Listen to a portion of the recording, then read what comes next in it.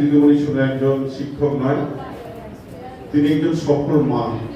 সবাই জানেন যে মানসী দিদিমণির যে ছেলে, তিনি একজন খ্যাতনামা ডাক্তার।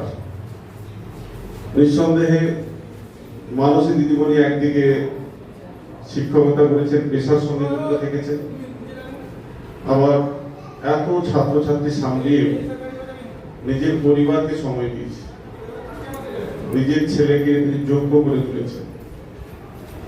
সেই জন্য আমি আমার তরফ থেকে মানসী দিদিমণিকে অসংখ্য কৃতজ্ঞতা এবং ধন্যবাদ জানাচ্ছি।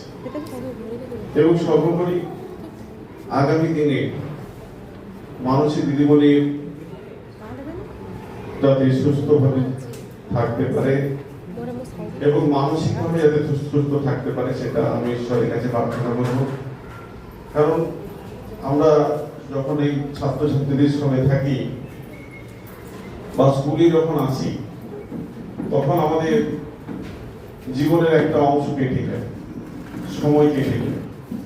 বাড়িতে অনেক কিছু হয়, সাংসারিক জীবনে আমাদের অনেক কিছু হয়। যখন স্কুলে আসি, তখন স্কুলের স্টাফেদের সঙ্গে মেশা, তাদের সঙ্গে কথাবার্তা বলা এবং ছাত্রছাত্রীদের সঙ্গে যখন মিশি, তখন কিন্তু আমাদের সাংসারিক জীবনে অনেক কিছু আমরা ভুলে যাই।